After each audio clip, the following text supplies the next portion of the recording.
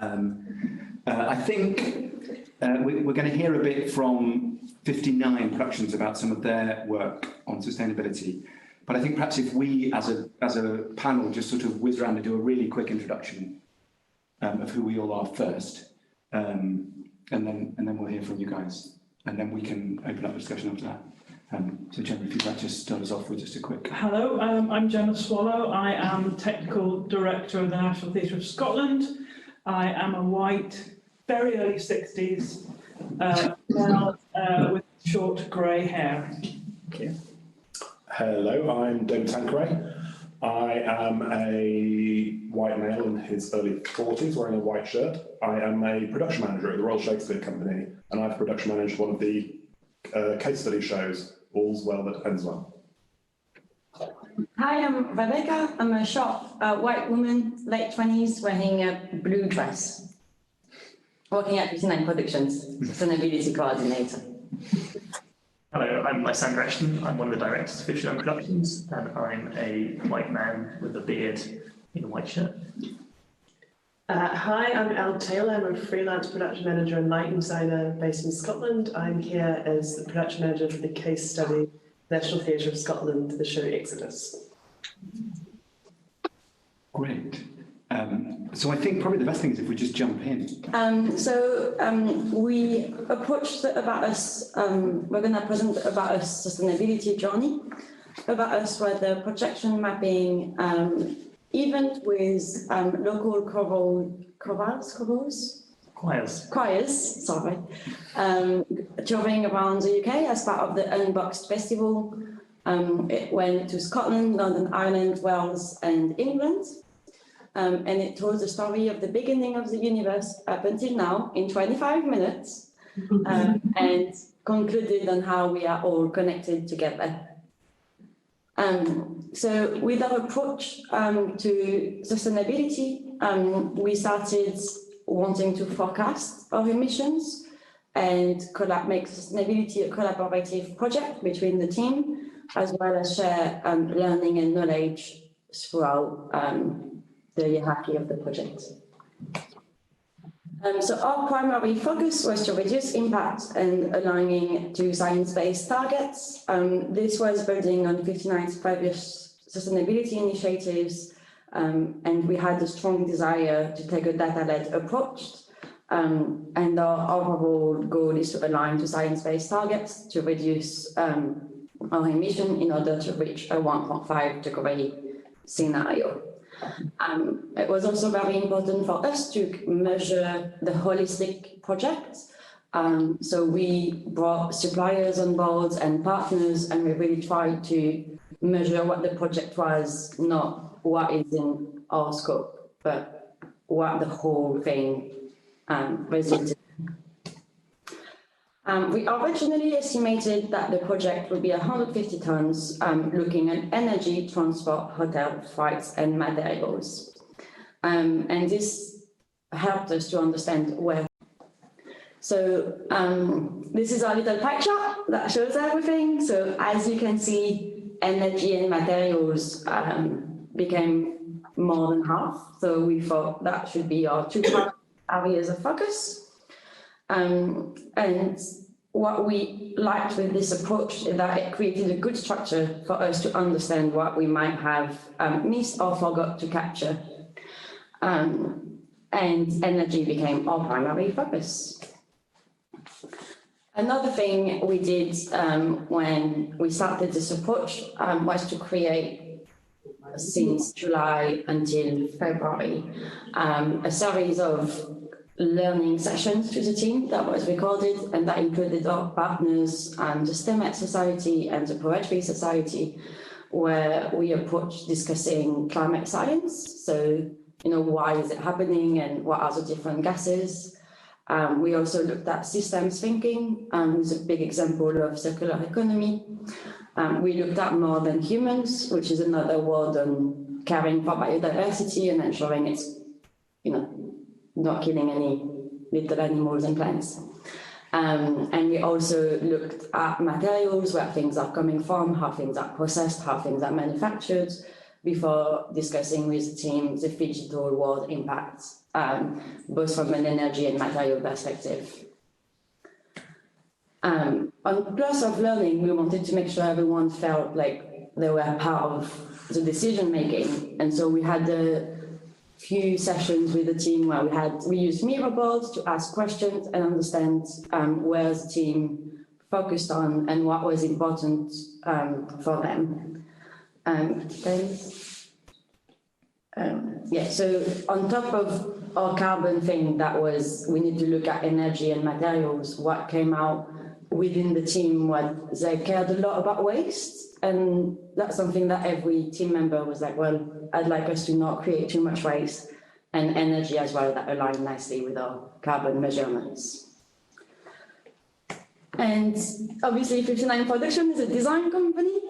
So when you speak about design, looking at circular economy makes a lot of sense because it is about the materiality, and it is a design, waste is a design problem in many ways. And yes, okay. Is there any question at this stage from the panel? No, keep going.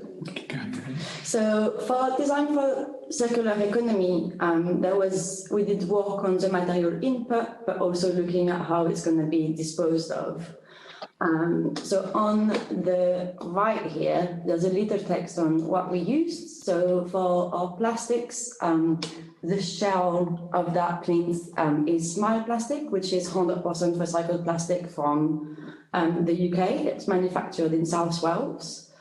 And they're also a company that if you have any offcuts or you don't want to keep your plastic at the end of the project, you can send it back to them and they'll bring it back into a second round of products. This was called Cry Mist in 12mm width. And then we had a structural metal, which was a lot harder to track where things came from.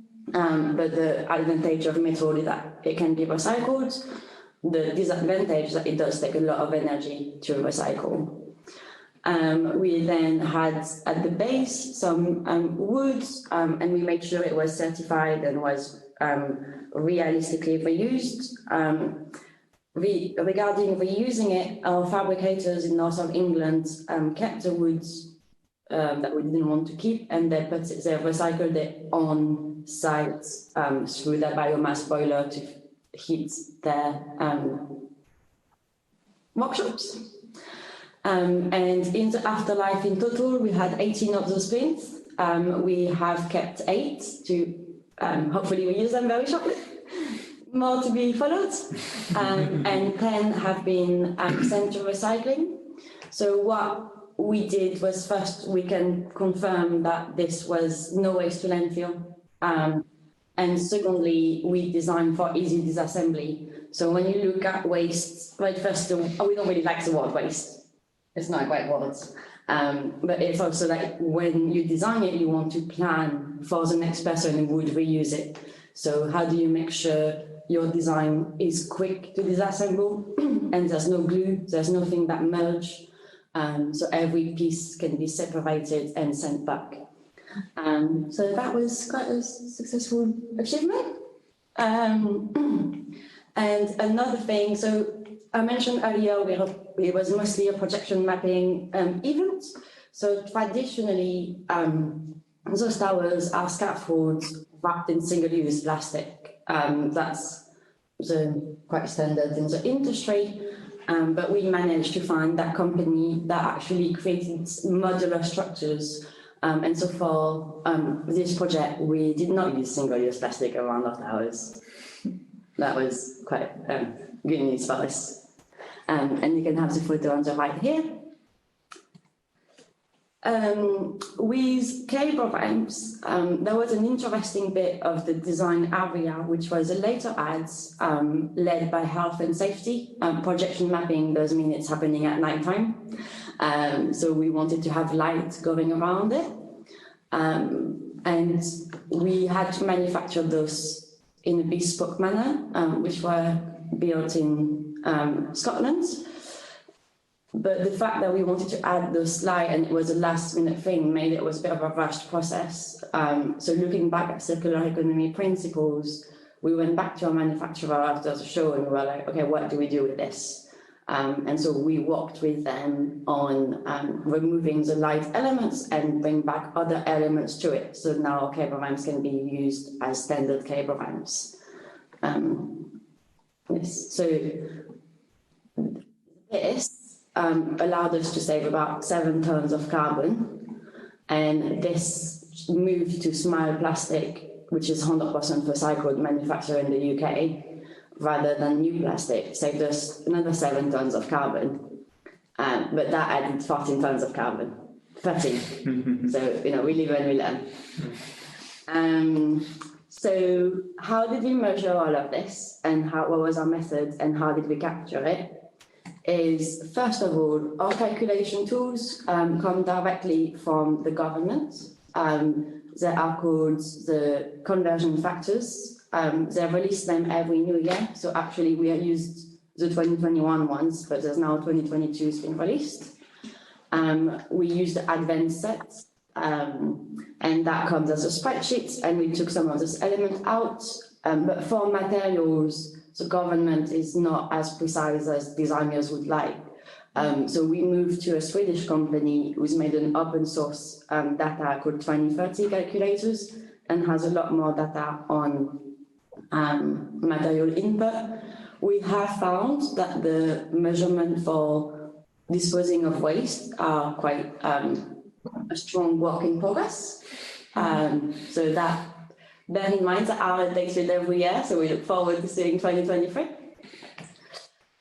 So once we took all of that data, we put it on a spreadsheet where we had tabs below between separated with energy, travel, flight, hotels, materials, and then that allowed us to forecast, but also to share with the team.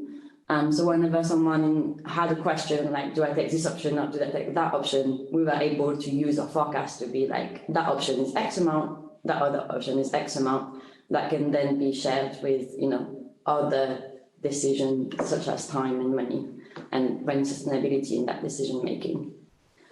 And yeah, everyone in the team had access to it. It was quite transparent, and our partners also had access to it.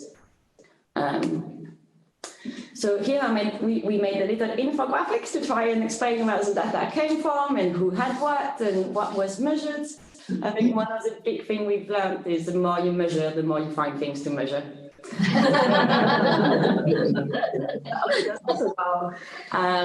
So about a very big project. So we had a lot of different suppliers. So there was us, a design company, but we also had our partners that were doing engagement events. We had light technicians, we had AV technicians, we had a PR company, we had the builders, we had the energy people, we had the tower people, we had the sound people, we had our freelancers, we had the site management. So that was quite a big team. And so on the yeah, you can see our tabs from the spreadsheet. And then below is who went what. The little X is where it became a bit harder to measure and it became a bit too late. But we were able to try and map it. And at the above, we've made this to explain and share between the team, you know, technical with no energy, production with no travel, hotels and flight, and architecture with no materials. Regarding audience travel, that's more of a social media engagement perspective. And on the above is what you should capture when you want to measure it. Yes. So I'm going to jump to the conclusion, unless there's anything else. No? Okay, great. So the result was 215 tons of carbon, which is a bit more than what we forecasted. So please see this is on the left our forecast and on the right the results. So you can see how the blue significantly reduced.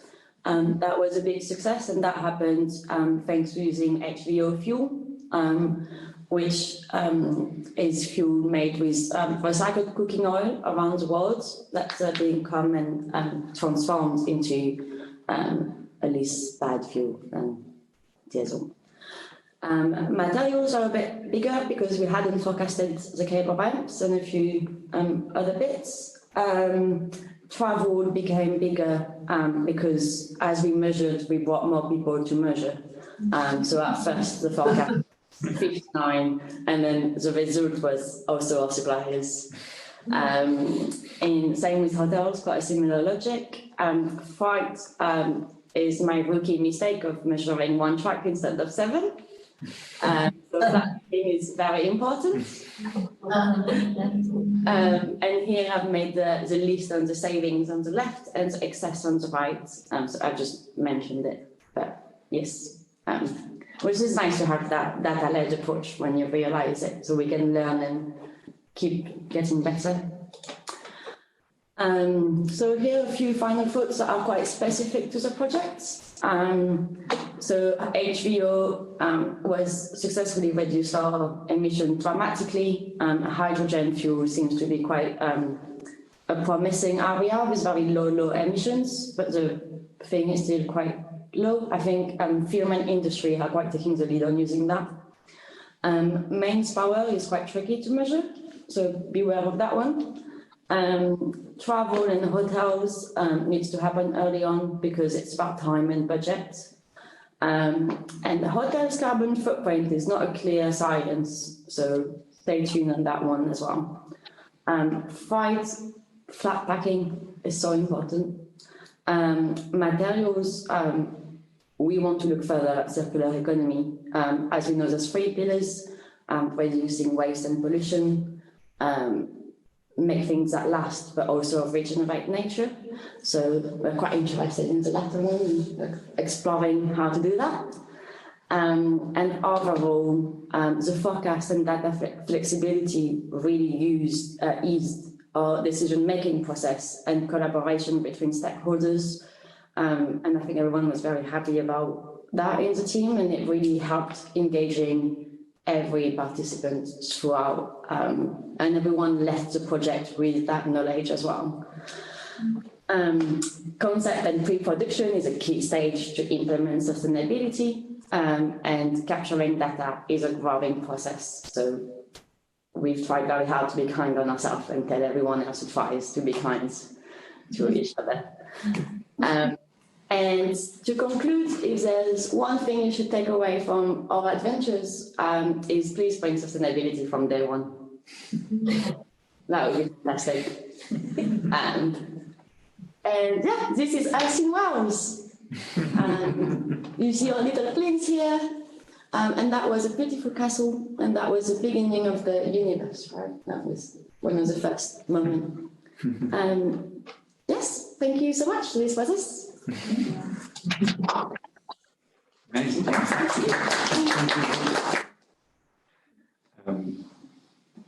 Amazing. Amazing work that you've managed to do in measuring and in sort of looking at the whole process. I sort of in the context of what we're talking about here, I was sort of really interested in how much you talked about the circular economy in that, which is it's not a thing about numbers and sort of data in that thing. It's a sort of much more nebulous and wider idea than that.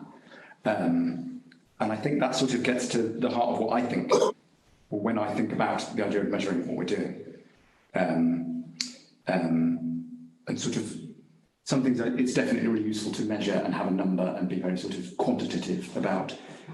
But there's an awful lot of what we do that actually is probably more easily thought of in much sort of broader, more sweeping terms, and it's more about what you do than it is about, or sort of how you approach things than it is about the specific numbers. I was sort of scribbling some things down as we were listening to this morning's session about, as I was thinking about sort of the idea of what we measure, why we measure it, how we measure it. And I think I'm really sort of keen to hear how everybody here thinks the sort of what is useful to measure and what actually isn't.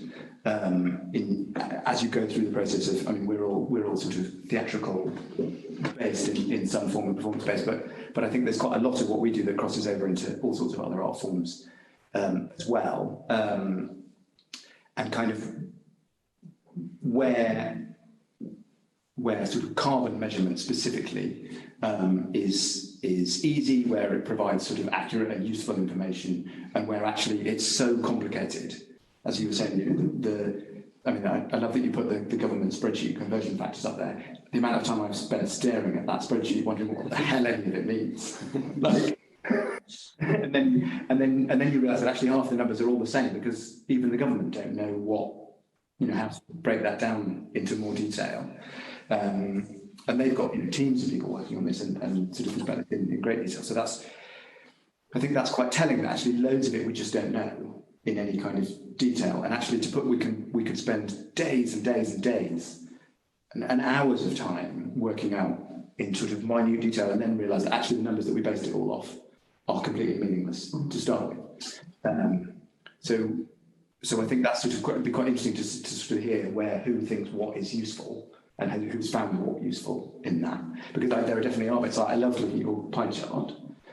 We've done some similar work with our company, sort of trying to break down into quite broad categories where our emissions come from. And that pie chart, I know it showed on yours that travel is quite a big one, that energy is a really big one, and the materials was relatively small, at least in your forecast. And I think that sort of information can be quite useful, but sort of how granular you go in that, I think is. So one thing with materials and circular economy is that more and more people are now creating LCAs of their products. So that's life cycle analysis. So it's about looking at the 6 steps of manufacturing process and giving a carbon footprint. So we really liked Smile Plastics because they had brought someone in to make an LCAs of their whole plastics. So we had an accurate carbon footprint for that. Yeah. It's less present in steel. Yeah. Less present in wood, but plastic has, a lot of money behind it, so they were able to do that. That's interesting. It sounds like they're maybe the only company. No, so we spoke to very interesting people in Netherlands with mycelium, who are able to give you because mycelium takes biomass waste to grow, so they're able to give you the carbon footprint, which is actually per kilo, it's -1 kilo of CO2 per unit. But then you have to add freight for you, so then it does become carbon more. So that's for the material input of the circular economy in first bit. For the disposal, I think where I struggle with the carbon measurements is that the recycling are wrong. The recycling factors, when they tell you recycling a fridge has the same impact as recycling paper, my heart gets broken. But it is going to get better, and I think it is a new field. And Lysander has a scientific background, so he taught me a lot about carbon. So I don't know if you want to. I think, in answer to your question, Will, it's really important to be able to understand the numbers enough to be able to make informed decisions where it matters. So you do the production we did, which for MIF, that then toured to Australia. Do you build a new set, or do you separate it? With our with the plinths, the question of we changed this much better cladding material, but that's going to have knock-on. It weighs a lot more than something else, which is going to then mean more freighting. So to be able to, and what was fantastic about having Rebecca embedded in the project from an early stage, maybe not early enough, but as early as was possible, to be able to do those calculations or do those estimates quickly, to be able to inform production management while making those really time-critical decisions, because we like short procurement timelines and so on. And that's the really key thing. And I think the other thing that I found loads of people internally on our team and elsewhere getting really bogged down in trying to be too precise in any calculations they do and not understanding the ballpark figures. It's like, in terms of the amount of material in something, it's have you got 1 ton or 10 tons? Yeah. You don't need to spend ages working out exactly how much it is to be able to make some informed decisions. I wrote down exactly that earlier. Bogged down and a distraction, which it can be, I think. Completely. And the numbers, so the carbon footprint, it's only one of many parameters that you have to balance against other biodiversity, circular economy things, but also your budget and your timeline and safety. It's part of the whole package of things that you need to weigh in the decision-making project. I think that point is really important, actually, isn't it? Of what you're measuring. Like if you're talking about carbon, there's a sort of framework that people understand of what measuring carbon means, and you come up with a footprint. But biodiversity, like how do you measure your biodiversity impact quantitatively? That's really difficult. We took photos of after and before and after, and we compared. We went in examples are impacted. Yeah. I'd love to hear some other things that other people have measured and found useful or not. Well, what would you have? I mean, that's absolutely fascinating. I should come work for us for a year. I think I've heard, we've been talking about it today over lunch and stuff, about the people that have had the time, people management and ability to do these sort of investigations into carbon, like yourself, like the National Theatre have done a really in-depth carbon calculator, but very specific to themselves, and very few of us have got the time or the people or frankly the energy to do that sort of work. So what we're left with is some very basic carbon counting tools that are available on the internet at the moment. What I found fascinating about that, and to learn from the people that are doing this, is I can immediately see where I need to look more closely to save energy and where the big pieces of the pie are, which are quite often audience, energy, freight, all of that sort of stuff. We kind of know this. We don't need a carbon calculator to tell us that our freight, our audiences, our energy are the big things that we need to take care of. But then you come across the problem that you don't have a great carbon calculator to do it. So I feel a lot of people are getting bogged down in carbon calculating, and it's providing a block for people, because it's like, well, how are we going to do this? Well, I can't do it. I'm just going to leave it. I'm just going to. And actually, I think we need to find a way of counting these things without being bogged down in that deep data. And I kind of think as I'm moving along through all these productions and stuff, I find my own way of doing it. And it may be internal, which is not great for boards and board reports and government and all of that sort of stuff. But I instinctively know now what is going to be a heavy carbon footprint and what is not. And that's kind of like at the rock face. That's at the face of when we're at the people that are actually doing this stuff. However, on top of that, I get pressure from my board to say, well, I want to see a nice little gentle carbon reduction. And I don't have a way of doing that. And even if I did, it would be doing this for years. I wouldn't be able to do that. So that for me is a big challenge in counting specifically in carbon. And I think where, for me, the Green Book comes in is that we're talking about percentages, and I can very clearly see a reduction in my productions as I relate it to the Theatre Green Book, and I know that I'm reducing our footprint. I think there's a comparison there to cost. I think most production managers can probably look at a design that's brought to us and say, nah, that's too expensive, without being able to provide all the numbers, that and that. Or very occasionally we might get a design that says, yeah, we can afford that, and you don't even bother costing it because it's so obviously affordable. So getting to that point with carbon counting as well, we sort of need to get ourselves enough knowledge that we can look and know, and actually sort of measuring it could be a different thing. We can be better as we go along, because we know that steel's better than aluminium, wood's better than steel, canvas is better than wood, and we can make those choices as we go along, make our shows better, make our shows more sustainable. But then perhaps actually measuring it is a different thing. And as you say, the pressure comes from other places to actually see what those measurements are. I think there's also something about when those measurements get done, isn't there? Like, you can absolutely sort of know instinctively the best way to do things and make all those decisions as you go.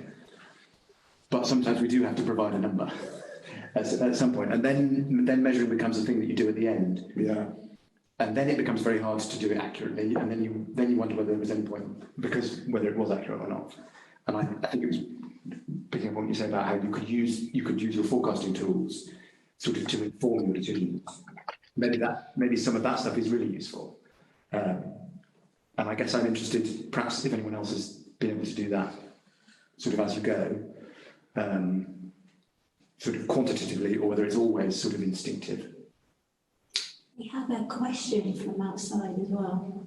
Great. So it's just me, but I do have a question, which is just. Oh, sorry. I was just going to say, does anybody have anything specific to say about that, or should we take this question first? Let's have the question. I'm an inflection point between those two things. So I have just done retrospective calculations for a number of shows, and I'm about to try and work out my next show in advance. I don't know how much success I'm going to have with that. I'll let you know. Yeah, doesn't it? Go ahead. Right. Well, my question was, considering our theme of networking, I was wondering, given the comments from Gemma and David in particular, how might we work together to support people who don't have embedded sustainability coordinators to be able to do these sorts of calculations? So how do we go beyond being individual organizations, and is there a form of network or sharing that can help support people to do this very type of measurement to make our boards happy, for instance, so that we're not all on our own all the time? That was my first question. My second thing is, I was going to ask Elle about her work with plastics in particular, because she found out some really interesting things working on Exodus about plastics. Yeah, totally separate, by the way. Sorry. Elle, do you want to address that one first? Yeah, that's an easy one. Yeah. I'm sorry, I missed my visual description as well. So I'm a white female in her 30s with long dark hair and wearing a denim dress. In terms of plastics, so we had a Exodus, classic, a light box on it, so LED tape and that, and the original material we had was recycled, and said that along come the creative team and discovered it wasn't opaque enough. So we suddenly going down the time scale path of we don't have much time, and looking at going back to what we know and think we know and all those specs and things. So I worked together with our lighting practical man, who knew all the specs a bit more than I did. And we did some ringing around. So we rang one plastic company, and we discovered, after doing some research online, we discovered a thing called green cast, which has been 100% recycled from previous plastics. And we realised, this is ideal. It's sort of ticking all the boxes we're, hoping to tick. And we rang a company in England, and they said, unfortunately, we don't stock that anymore because of demand. No one's asked for it. We rang the same company, not the same company, a different company in Scotland, and they said, we do have that because people have been asking for it. And so, there's a good example. But what was a real win on that perspective as well is that something that talking about maybe not specifically to measuring, but sort of trying to change our way of thinking. Was it still? It's a solution that everyone was on board with. It wasn't just a solution that myself as sustainability champion was going woohoo, but it's a solution that I know for a fact that the team will take forward as a solution for other projects as well, especially in regards to plastics. Yeah. So, Is that the Italian company, Greencast? Is that manufactured in Italy? I'm not sure exactly. It was just called Green Cast, but I'm not. Yeah. I think they're Italians. Oh.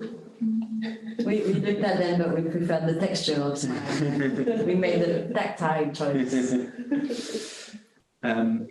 Thinking about sort of how not to be sort of stuck on our own with all this, I think it's a really key question, and I think that's sort of a really big block for a lot of people and a lot of companies and a lot of individual makers and artists probably too, that all of this can be quite overwhelming, and sort of going back to that idea of getting bogged down in calculation and sort of trying to be too accurate.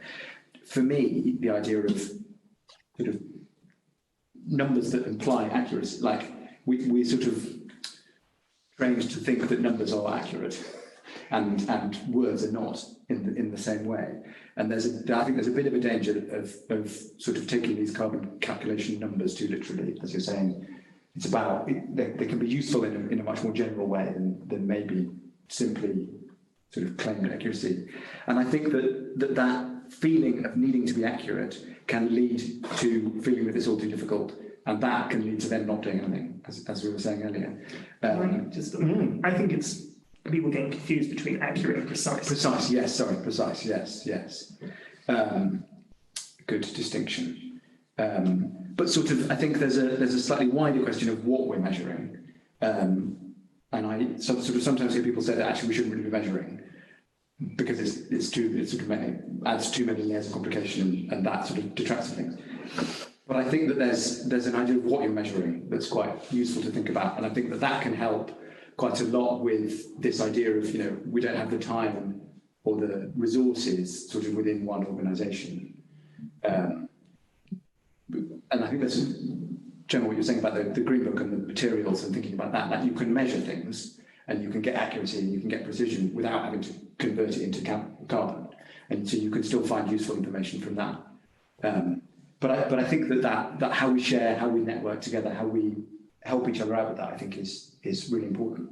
And I guess I'm interested, again, whether you guys have sort of found yourself stuck on your own, trying to figure things out, whether you found other people to help with, or been able to help other people, sort of any examples of that from people. One thing we've learned to ease everyone's workload is to start from day one. So to get in a room and you look at your energy, travel, hotel, flight, materials, people need to be aware from day one that they need to have a look at it. If you tell someone at the end of the project, what was your travel? They're like, well, the job's finished, leave me alone. So thinking day one from it makes the job 10 times faster because you don't have to run after them, they just measure it and they've made the notes. So that's all one of the learning we have to simplify. I think one of the things we need to remember, and I understand that some people have to do carbon counting for KPIs and that sort of thing, but the thing to remember is that we're doing this for ourselves, not as part of a group of people doing it together. We're doing it for our own work environment, for our own company, so that we can show our own reduction. We're not comparing it with each other. So it's like, you could count it in Smarties. A piece of steel could be 5 Smarties and a piece of wood could be 3 Smarties. And as long as you reduce your Smarties over your time, then that's you doing it. And for some of the smaller companies, individuals, and that, it may be that we stop thinking so complicated. We just think really simply about what we're using, the materials we're using, and just gradually trying to design them out of our processes. I think that's one of the most important things to remember, whether it's carbon, whether it's percentages, whether it's item numbers, or whether it's Smarties. It's about looking at your own environment and working out how you can reduce that. And as to the networking thing, I think the most simple thing to do is get in touch with people that do a similar sort of thing to you in your area. I mean, we all sit on a lot of Zoom meetings with colleagues, and especially in Scotland, we all know each other. So we spend a lot of time chatting and getting to know those people that are doing a similar thing to you, and sharing knowledge. The one thing about over the last couple of years about the development of the Green Book is getting in a room with each other and just chatting about what you've been doing. It's one of the biggest things I've learned, is just sitting and listening to what everyone else is doing. And I think as a basic network, how do we learn to do this? Get in a room with your colleagues and start chatting about it.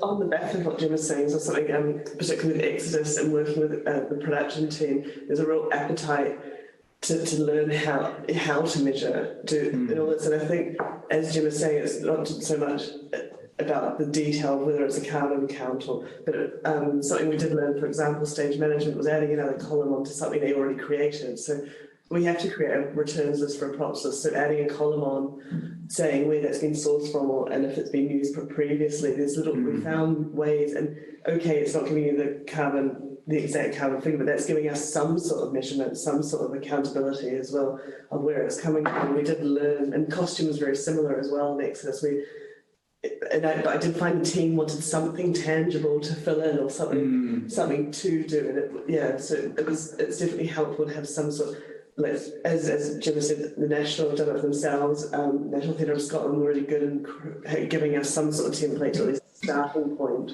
to then look back on, and hopefully next year there's another, or the next production at National Theatre can then use that same template and looking back at that journey and how we are improving the sustainable aspect of our productions as well. But in some way, I know you said we're not sharing our carbon, but I would love to see every kind of event showcasing their footprints. If sustainability fairs, I'm like, where's your carbon footprint? Have you tried to measure? My ideal world is we all measure it, like food you have next to the price a carbon thing, or your clothes, or everything, and then you can then make, cultural decision for the future based on science. And I think Lysander's background is in science, so we've always had that conversation of like, yes, the arts can communicate about science, like we've made the universe in 25 minutes, but how do we also learn from science? I think it's something we're very interested in, and letting science speak for us is something that I'm personally really much loving. On that point, something else I wrote down earlier while Simon was talking, particularly in this morning's session, was about sort of the idea of why it's so important that culture and the arts kind of engages with this issue at all, which is our ability to communicate and to tell stories and to influence and sort of emotionally engage people with the issues that we think about. Exactly that idea of communicating, science and the sort of bottom line, really. And I think that there's something about measuring and how that ties in with communication that I think is quite interesting and sort of potentially quite important. And I sort of did a slight double take when you put your number up in your presentation earlier on your slide. It was 215 tonnes, and it means nothing to me. Like, it's a big number. It's quite a big number, but it doesn't actually mean anything to me. And there are sort of, I guess, what we measure and then how we communicate what we've measured and how we use what we've measured, I think I think there is something very useful potentially in that, but I don't know that I think we as a sort of group have really figured out how to use or how to sort of get the best out of yet. Or at least I don't know that I've seen sort of something that sort of really tallies with me. I know that I've done a similar thing with some of our productions, and sort of tried to break that big number down into a much more sort of smaller and more manageable number. And I think that one of our touring productions, per audience member who saw the show, our carbon footprint for it equated to 1.5 cappuccinos or something like that. And it's so I think there are ways to sort of look at it and break it down. But then equally, that number doesn't really mean anything in terms of a total. It might mean something to you as your one audience member watching, but it doesn't mean anything in terms of a total, because the length of the tour might be completely different. And so I think there's quite a lot of complication to that. But yes, I guess, so we've sort of thought about communication, we've sort of thought about reporting to boards and sort of personal accountability almost in that number, but I'm sort of interested in other use and sort of forecasting and decision making. And I guess I'm interested if those are all of the reasons for doing any kind of calculation and measurement, or if there are other reasons as well. I think it's so much about what you're talking about knowing, looking at the set design and being able to go, oh yeah, that's the problem area is that steel frame there, and ultimately, the idea is we get to a point where we don't need to do these calculations because it's intuitive and it's embedded across all these organisations. But the question is, how do you get there? And how do you avoid how do you make sure that you you're right, because we're dealing with an invisible gas that's being released thousands of miles away from, and in a different time from when we're actually doing that work. So there's nothing else to get a handle on. Yeah.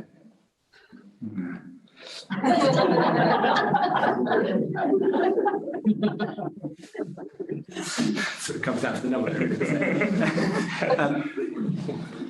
But there is a question of how precise to and don't get bogged down in precision.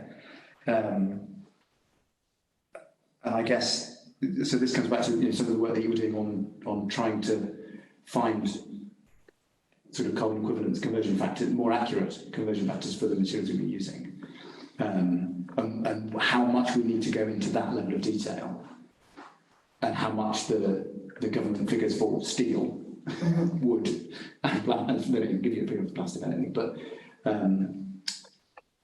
sort of how much we need to be more precise than that, and how much we just need to list how many pieces would be used. Which is what we've been doing so far. Maybe I'll talk briefly about what we have been doing, which is filling in the Green Book materials inventory. And I remember when coming into this case study, I quite boldly said, oh, well, I'll probably do some carbon calculating of some sort.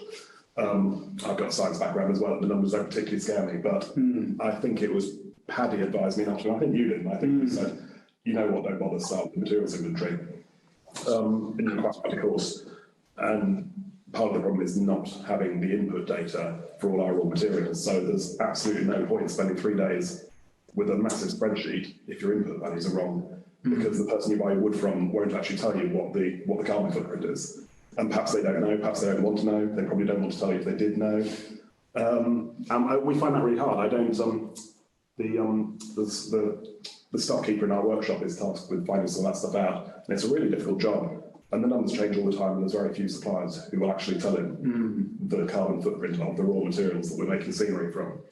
And again, there's stuff we know, like the hierarchy I said earlier, but we don't actually know the numbers, so there's no point in carbon calculating if you don't have real inputs.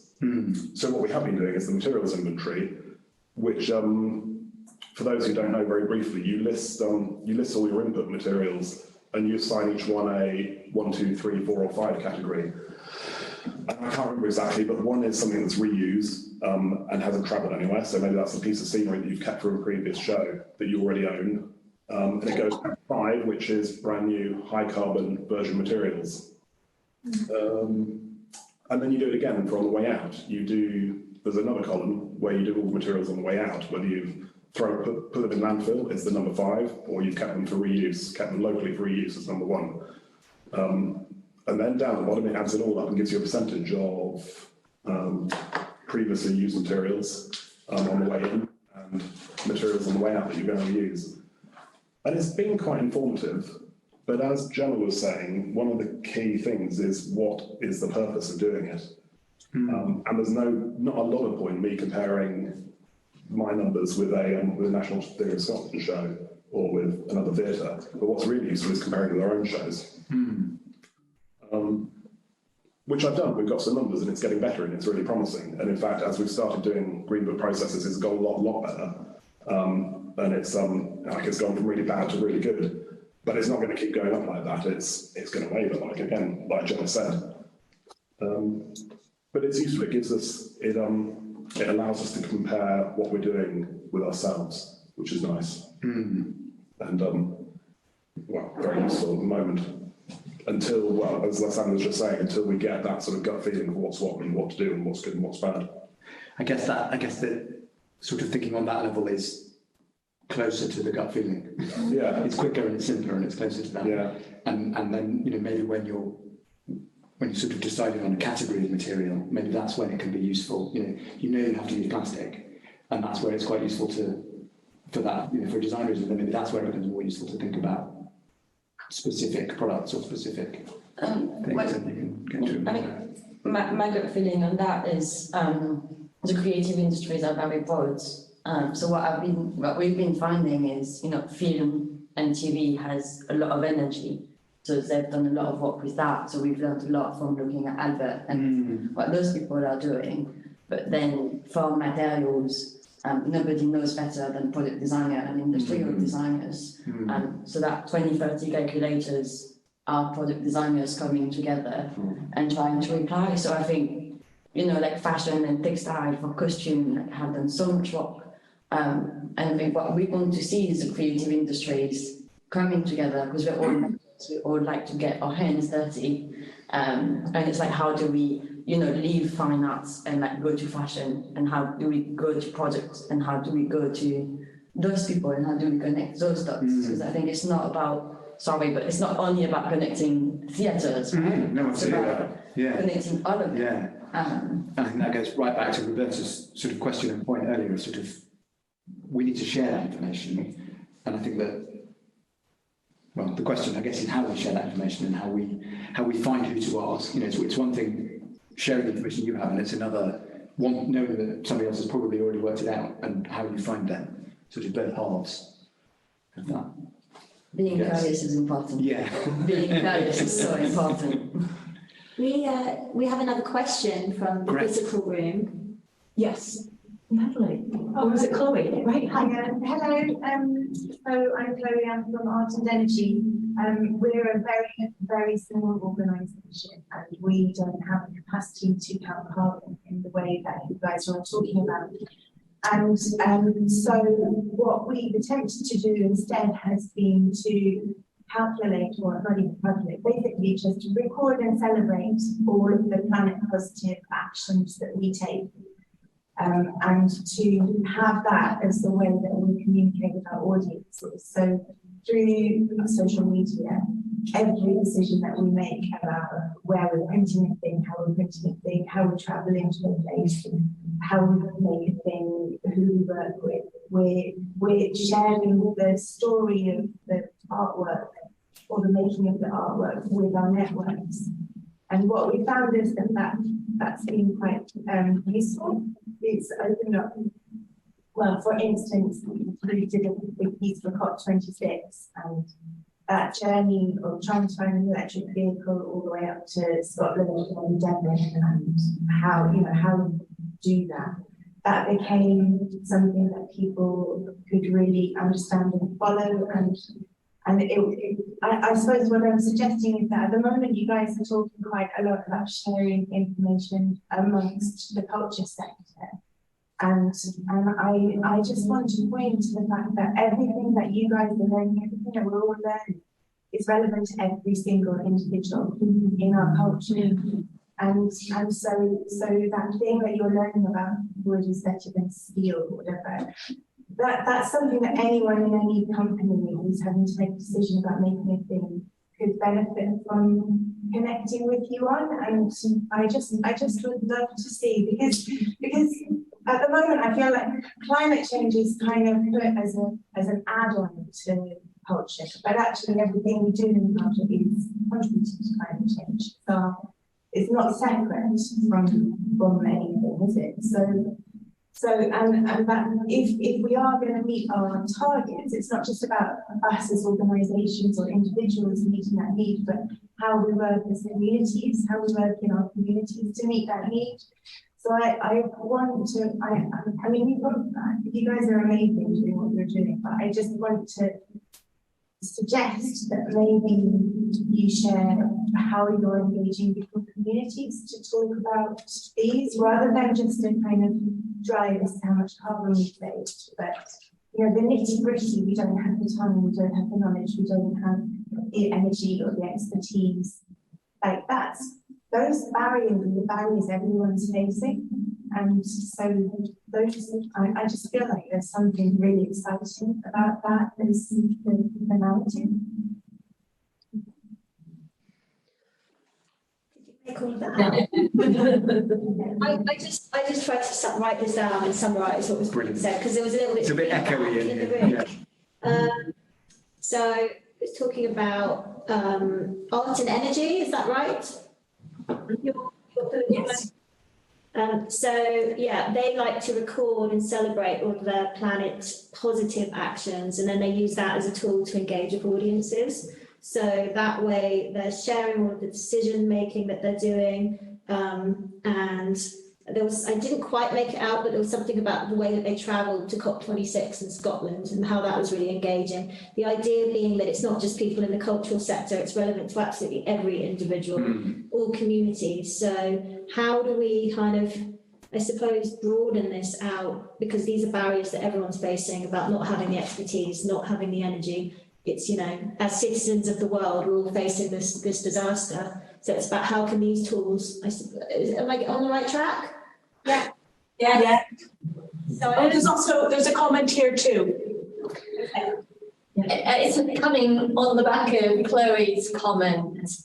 I think earlier it was 90% of audiences are behind the reduction of carbon. So I'm listening and thinking, where's the audience's voice in how you share with them what's going to change for them? And I'm thinking, where's the threshold for audiences to see theatre that's different? And then I'm asking myself, well, why should theatre reduce its set, its lighting, its costuming, if it can be done in a more mindful way? But maybe there are new forms of theatre that the audience are able to shape. You know, maybe the audience brings the props. You know, putting it crudely.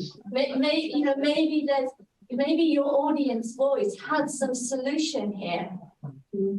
I think it's a really important point. The one thing that I'm really aware of, having been sitting in the middle of this for some time, is what our panelists are talking about are industry imperatives and the imperatives of funders, as much as anything else. The imperatives of boards, it's really important and more important to be able to demonstrate with evidence these things. And one of the comments I typed in earlier is, does this resonate with other industries? It's like there has been coming into this, I know that I had the assumption that perhaps in other industries beyond theatre, maybe the events industry or crafts, that you might have similar pressures from funders to have to demonstrate certain criteria and so on. There's definitely how we then translate it to audiences is incredibly important. And what you guys have just drawn our attention to is how we all have at least dual focuses on the people we're making art for and the people who are, for want of a better word, funding that art. And how do we bring those things together so that we're dealing with that sort of hard data, but actually remembering what we're doing it for? Yeah, you're talking about the funders being the drivers, which is great. I'm really delighted that funders are driving this, but ultimately funders are driving this because it's a necessity for humanity. Yes. So reporting just to funders or reporting just to boards and the solutions making sense for them is good because it gets more funding, but ultimately the journey is not just our journey as cultural organisations, it's our journey as society, isn't it? But can I jump in? Because I totally agree with you. And I'm quite sure everybody sitting around. Which sec? Suggestion is that it's a lot clearer when you're closer to the camera. So if you're right at the back of the room, maybe you could shuffle forwards. And project and fix that way, Paddy, when you're speaking. Yeah. Project that way. I feel fairly sure that everybody in the other room as well would completely agree with the points that this applies to the whole of society. I can't see anybody disagreeing with that. I think, Roberta, I just add to what you say that I don't think it is only driven by, because a funder has asked for it. All of us in this room are asking ourselves the whole time, how can we be less damaging and how can we behave in a more responsible way? I think that's what everybody around the table is asking themselves about their practice in making work. How can we do it in a more sustainable way? I think that's completely valid. Our audience is part of it. Of course they really are. That cuts both ways. In that, yes, there are things to be learned from audiences, And one of the things that was so exciting about this research that was done recently, which was not just theatre-based, it was across all cultural sectors, was that we're starting to make visible and starting to understand what audiences' expectations and needs are. And that's a really, really good moment, which is why as soon as we got on, we were trying to disseminate it to everyone. When I say it cuts the other way as well, it's also the case that if you look at the part of theatre, and there are equivalent in other arts forms too, which is the most damaging to the environment, and I'm talking about big commercial shows, big pantos, whatever, there are audience expectations there which cut the other way, which are expecting spectacle and are only going to pay ticket prices if they get it. Yeah. So the relationship with the audience is critical, but quite complex. I'm quite sure that there's going to be a time at which audiences are an absolute leader towards sustainability. And I'm already, maybe because I'm in it, if you see what I mean, sitting in shows thinking, really? Did you actually need that second set for the second act? Honestly, did you need, so the way in which our expectations are changing is already happening, and there's going to be a point at which people will look at really unsustainable shows and think, wow, do people used to do that? I don't know we're there yet, but I think that the way to get there is exactly by listening to audiences, by including them in the conversation.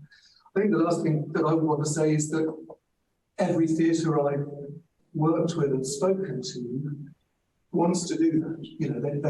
We talk a lot about how to tell your story to audiences. There's also a bit of nervousness about it because of eco-scolding. It's like, you say you've reached Green Book baseline, so why is it that you flew in the staff from America for your last show? ...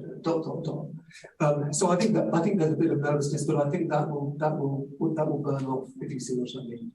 And one of the exciting things is that now there is starting to be a critical mass of companies that are making all their shows in sustainable ways. National Theatre of Scotland completely leading on this, RSC absolutely getting around this case study, and that's leading to a change in their work. National Theatre in London making all of their shows to Green Book standards.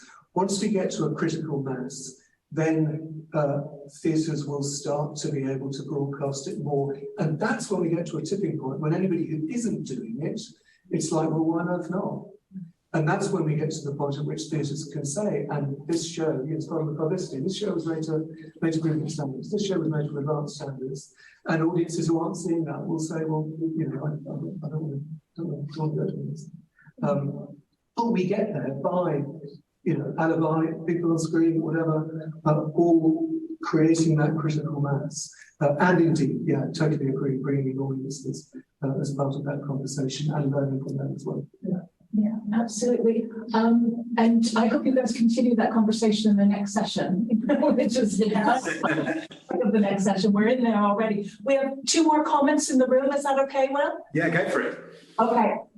Yeah, I just wanted to sort of draw it as sort of slightly a political analysis in a way that what we're talking about with producing is, in a sense, capital or capitalism. And what we do to change things is to talk, and we have to make that space to enable us to have those discussions. And days like this are very valuable in that sense, bringing people together.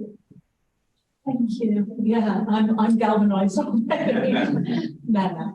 I was just going to mention about how you can embed aspects of sustainability within higher education curriculum, because I'm from Plymouth Marjon University down the road, and we're talking about how to redesign our acting and performance making module with a real focus on how can we support young people to understand how to take perhaps a DIY approach, or how, so we're already thinking about how we support our graduates who are kind of, coming through the higher education system to be aware of what problems we're using and how they can be reused again and again. So that, and I think there's kind of a key there in higher education where we can use the curriculum to embed an understanding of sustainability within that 3 years of training. So I think there's an opportunity there as well to really think about curriculum design, to kind of share knowledge in higher education. I should probably say there is, for those of us in theatre, there is a Theatre Green Book education group as well, and we'll put you in touch with them if you're not in touch already. And I know that there's a lot of work, especially in design, in terms of embedding these sort of issues, going back to the panel, that measuring and evaluating is actually becoming more and more part of curriculum, so that our graduates can actually use the vocabulary that is described, that is sort of prescribed for them, while making a difference. So shall we come back to you, Will? Just to throw in the materials inventory that David was talking about was partly designed by an acting student at GSA. That was Wow. Hope they got it first. I think I'd like to try and get back to the sort of the networking and the sharing and how we can sort of maximise the value of the work that individuals or some individual companies have done on specific materials, sort of sticking with materials for a bit. And I guess, so first off, I'm sort of interested in whether sort of some sort of shared, effectively, database, hopefully some work on that, of the system would be useful for specific materials, or whether actually every time you want a material, if you wanted a carbon number for it, you'd actually need to work it out, feel like you need to work it out afresh each time. I guess that's a sort of answer of you, Rebecca, sort of whether you felt like when you were sort of drilling down into the detail of the materials that were being used, whether you would be able to reuse other people's data if it was there, and in what form it might need to be there for you to be able to reuse it. There's so much brainwashing in that field. I hate composites material so much. I have a deep hate of composite material. And that's where circular economy and carbon starts fighting. So went to a fair last week, Material Matters in London. 80% were composite materials. And people were like, look, I've put some waste and I've put resin onto it. It's so great. And my heart just keeps bouncing. And I'm like, how dare you use resin? And they're like, it's eco-resin, it's from pine. And I'm like, I don't care, it's still resin. Your thing is like, it's maybe less toxic, but you can never recycle it. So you've put some waste there that was, first of all, is it waste or can I use it for something? Why do you call this waste? And then they're like, they destroy your material, and they're like, the carbon footprint is so small. And that really, for me, is composite is the first thing that I would like to stop seeing in the world. Like, composite should be absolutely illegal and should not be promoted at a sustainable art fair. And that was my first point. Sorry. I don't like composites. But keeping fixed use, and I think we chatted about this last night, is as designers, we have to think about afterlife. And it can't just be like, here's my show, it's stunning, here, reuse it. I think we need to be thinking who would want to reuse it, what is worthy to be reused, and how do you prepare it to be reused. And I think that's something that as a designer I'm interested in, because I think there's power there. And nothing because I'm very happy. I just wanted to talk very quickly about the sort of networking and sharing of resources and the stuff that's going on in Scotland, because it's quite exciting. We have a history in Scotland of, we're such a small community that we know each other, and we've always done a lot of borrowing and lending, and the amount of kit and materials that go out of the doors of the National Theatre of Scotland every day is immense. But we're beginning to sort of draw that all together in a much more substantial way, and that obviously you have to be in the know if you want to know where your pals have got particular things. So we're working on trying to formalise that in some way, which is, you know, what Rachel was talking about this morning. But there's a guy called Craig Fleming. I don't know if he's online actually, but he runs this company called Centerline, which is a project management software which is beginning to trial with us and with other people. Part of that software, a later sort of to be developed part of that software, is bringing all of the companies' inventories together. And that's not a whole new piece of work. It's gathering the stuff that's already been like through trail management, stuff like that, bringing those together under one software so that we can all share easily, we can all find what each other wants, and we can share resources without too much money and without too much management. And that's ongoing. It requires funding, but it's getting there, and it's what lots of people are talking about in England. And I think there's a possibility of that software, if we can get it working properly, distributing that everywhere across the UK, so that there's one sort of system that joins up all the other systems, so that you don't have to reinvent the wheel, but it covers people having a set in their garage, and it covers the National Theatres having massive amounts of storage in their spaces as well. So it's an interesting project. I hope we're going to be able to trial it very soon, and it is an easy thing to start. But just also to say, one thing that I discovered the other day is that somebody, our stage management team, have created a link to a Google document. And if they're out, if you can't get them on the phone and they're on holiday or something, their email signature has a link to our prop store on it. So you get a ping back saying, sorry, I'm away, but here's the link to our prop store. And then you can see all of the props, all of this furniture, and you can see if there's something you want there. So even without joining everything up, there are things that you can do on a very basic level just to get going with all this stuff, which is kind of what we need to do because there's no time left. I'm just saying that sounds amazing. Yeah, and a key part of that, we had a very interesting conversation with Tate, the big scenic building company based in the States. And they're doing a big project at the moment on cataloguing and creating digital 3D models of all of their kind of generic bits of scenery, so that they can give that to designers as here we've got these things in the warehouse somewhere, and here are the 3D models you can drop straight into your set design. So you can see that actually that riser, you can just take that riser or this version thing. So the amount of I guess just the way that gets digitized in such a way that you'll be able to pull those resources and design with them and go, actually, yes, that's what we'll use. That sounds really amazing. I know that the RSC, they're doing that already in the technical engineering. With the CAD designs and everything, you can work out quite easily. So all our shows are drawn in 3D, but it doesn't really follow through to cataloguing inventories of what we've got very well. So I'm quite interested to hear that you're making it work, beginning to make it work so well in Scotland. It feels like an unclimbable mountain to catalogue all the things that we have. Anyone who's seen our prop store would understand why. Thousands and thousands of items on shelves. So no, I think we've barely started that journey. We'd like to, but it's a long way to go to catalogue. And I was quite interested to hear Rachel talking earlier saying that keeping on top of databases you've got is such hard work. Perhaps it's not the answer, but it sounds like maybe you are making that work. Well, just to answer your problem about not having the time to do it, all you have to do is take your iPhone into your prop store and do a video, 360-degree video, and then put a link on your website. Job done. Yes. Oh, so fair enough. So it's not actually itemised; it's photographs. So one day you will itemise it, but for now, all I can do is show you what I've got on the store. Yeah.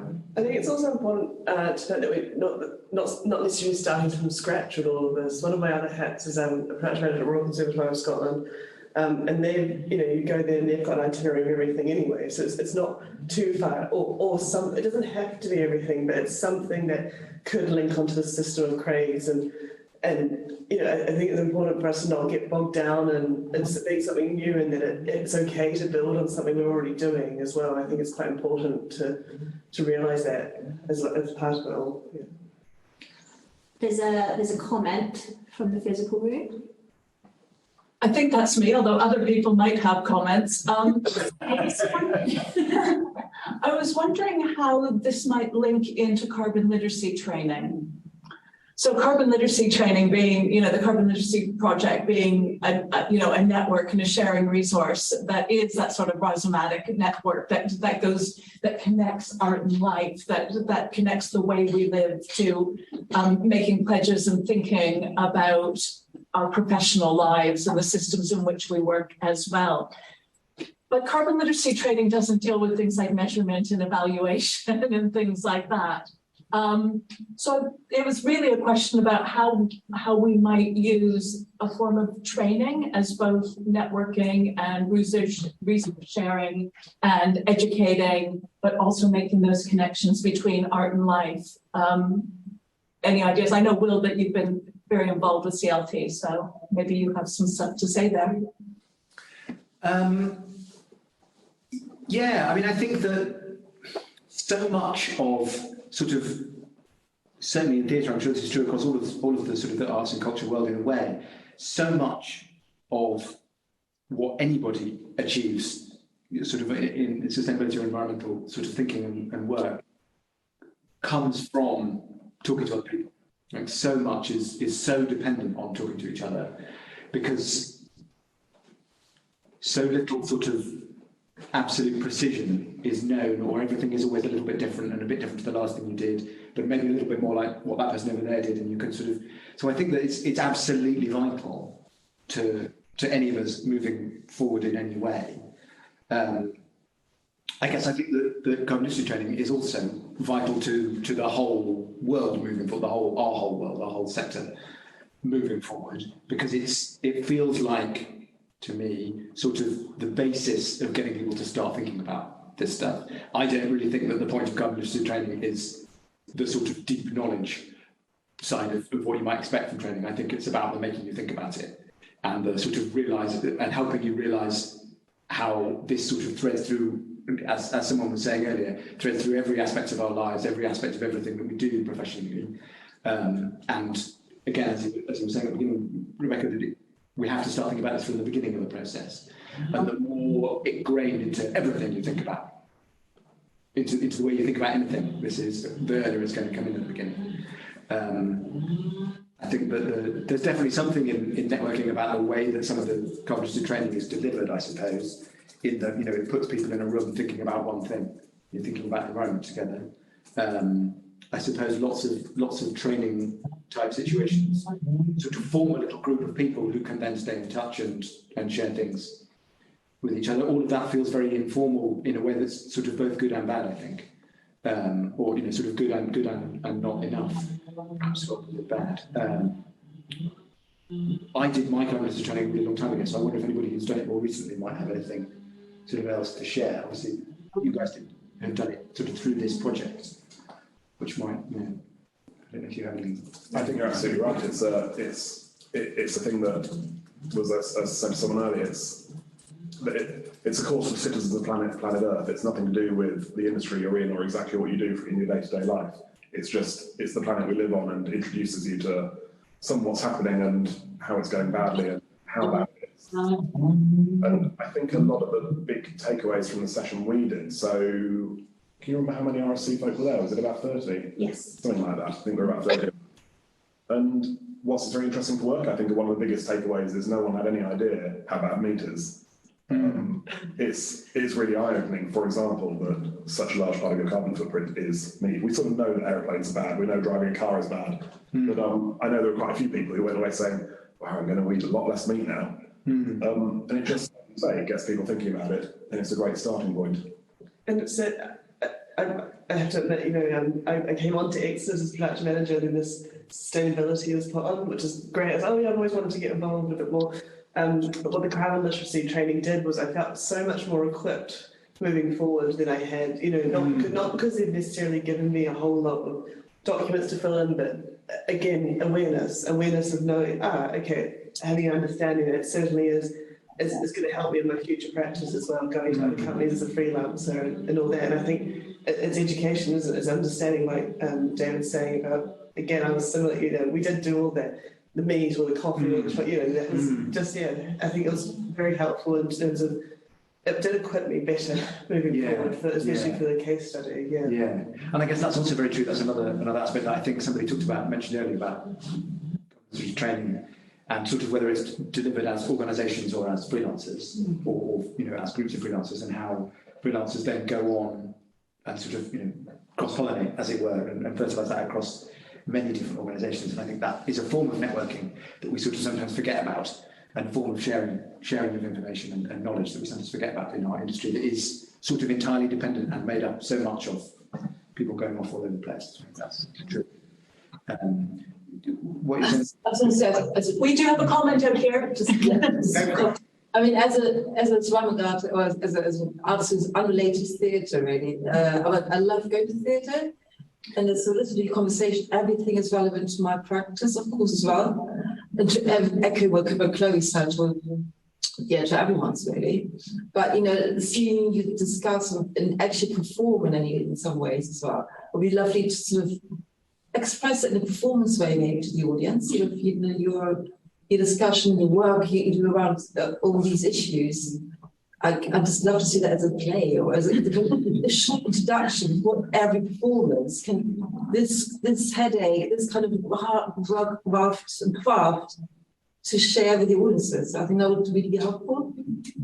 I love the idea of a show completely made up of production managers. What's behind the production, you all know in sort of cliche ways, but this is a completely new show. This is a completely new way of working, and which is relevant to everyone, and everybody would be keen to know all these ins and outs. I wasn't aware before I came here how much involved theatre production actually is in terms of, CO commission emissions and for carbon footprints and thinking about the detail really, and it's extremely interesting. So thank you. Thanks for showing us. That's all. I have a response. I was thinking about, Rebecca, how you measured and measured and measured, and you made the comment, the more I measure, the more I find things to measure. And at what point do you think there is a sensible cut-off point to what you measure, and who is who's responsible and accountable for which bits? So when it comes to audience engagement, for instance, we know that there's a huge amount of energy that goes into people travelling to shows. We don't want to necessarily guilt them about that. But I was thinking about Simon's comment earlier that if you want people to understand, and that doesn't need to be preachy, but you involve them. So perhaps there's some way of making this process of carbon calculating visible as a kind of homework for audiences, potentially to calculate, because carbon calculating is good for travel. It's not good for everything, but that is an area that it's quite useful for. So maybe there's a way that the audience actually provides that information. So when you book your ticket, there's something there that says, and where are you traveling from? And then they are contributing to, gathering that information, that data, and they're feeling involved. I don't know. That was just a reflection, really. But this question about where do you stop casting the net when it comes to this stuff? Yeah. Maybe ticket prices are related to how you travel.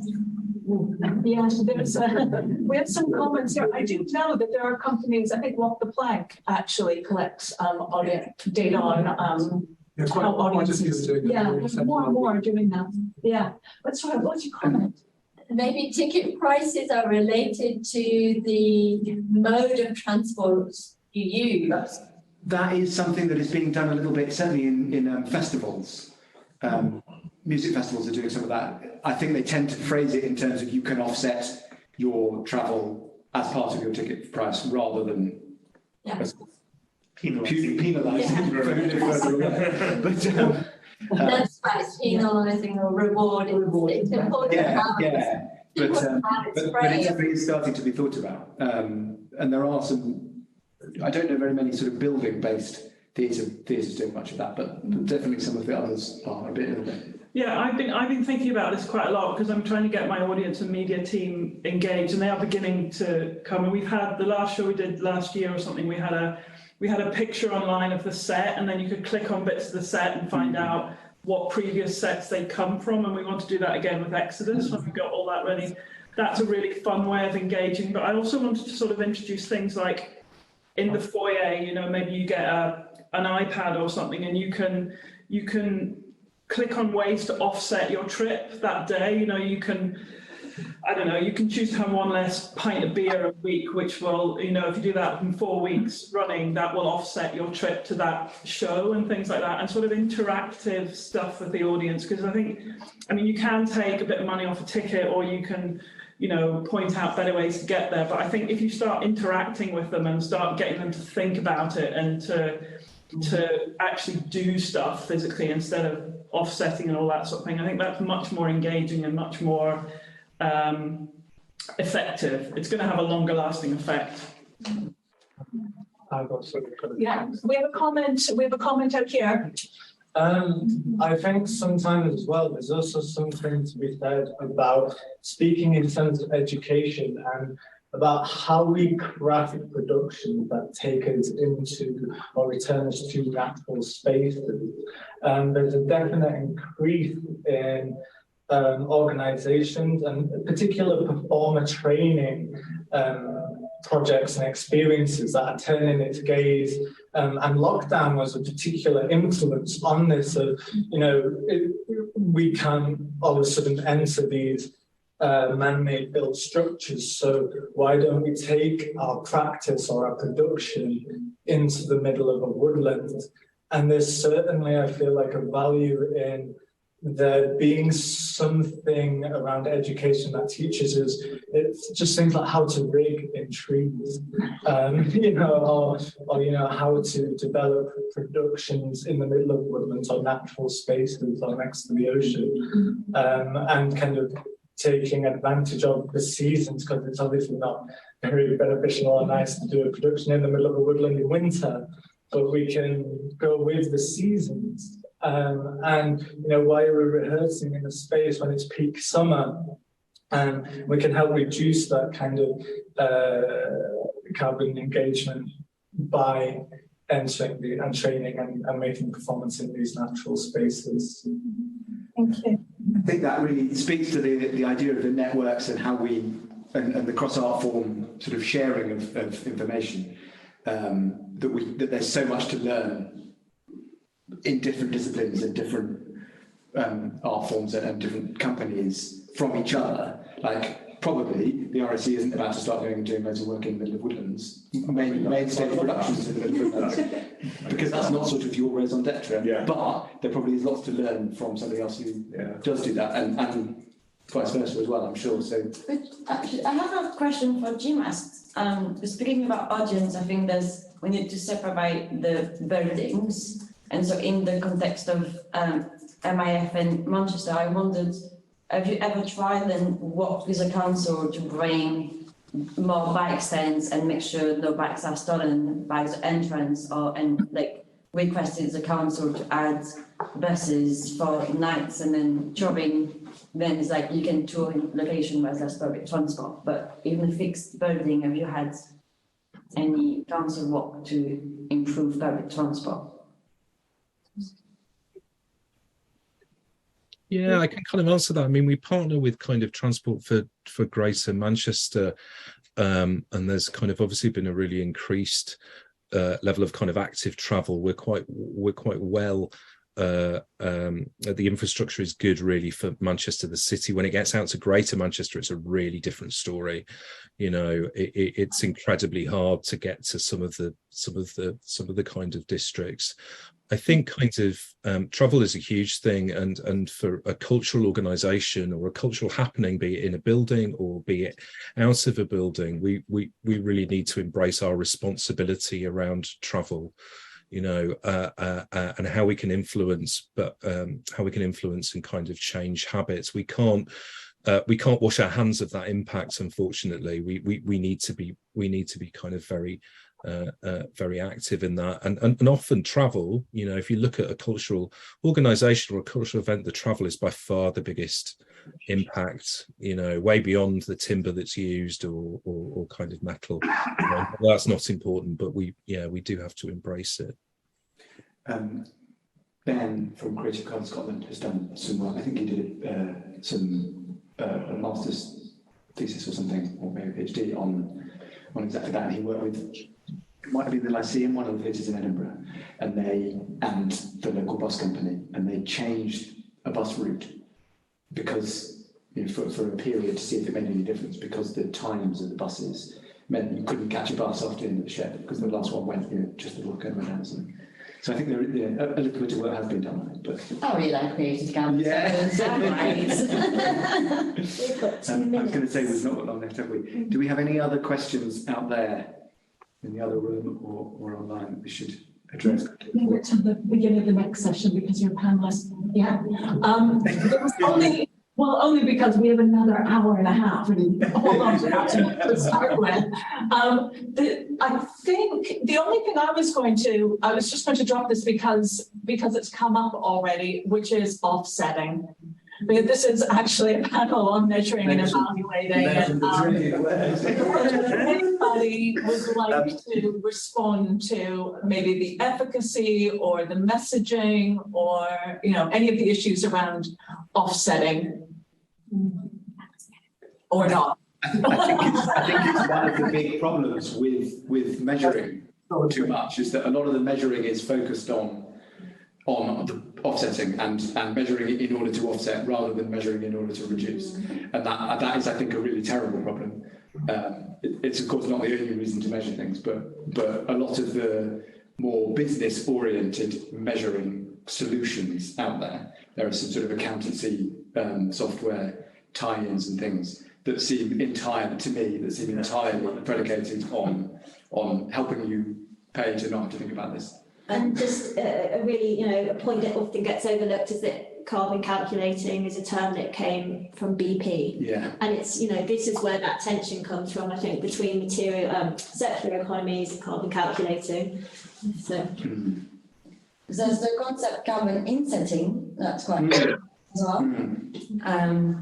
For those who don't know, carbon insetting is about measuring your carbon, but instead of offsetting it, you bring it back in the company. So you invest what you put in offset into training your team, buying new machinery or other elements that will bring long-term impact. So instead of offset and giving it to a company somewhere that you've never been to, you can actually bring long-term and invest to bring long-term change and longer-term predictions. So far we like carbon insetting. I tried to do some work on exactly that idea for our company and found that there was very little that we could invest in that would make any difference. As the sort of the size of company that we are, and the things that we as a touring company need to invest in are essentially electric lorries. And the idea that our theatre company could invest enough to make any difference to electric lorries in the world is a nice idea, but laughable. So I sort of found it actually wasn't a real for us because there wasn't anything to then put that money into. But the idea, I think, is a brilliant thing if we could just find some things to do with it. I know boroughs have looked at it quite a bit. So in Wales, that's a thing that we're with Walk the Plank actually. So we're trying to insert in the borough. So if there were emission, then Walk the Plank I think would help in Wales. Some forestry project. The carbon insetting is like a very loose definition that a lot of people have. But I know boroughs and politicians have looked into it. And the whole carbon net zero is led by policy and government. Of course. We need to we should wrap it up. Well, I was just going to, on the question of offsetting, does the RSC or NTS offset? Not that I'm aware of.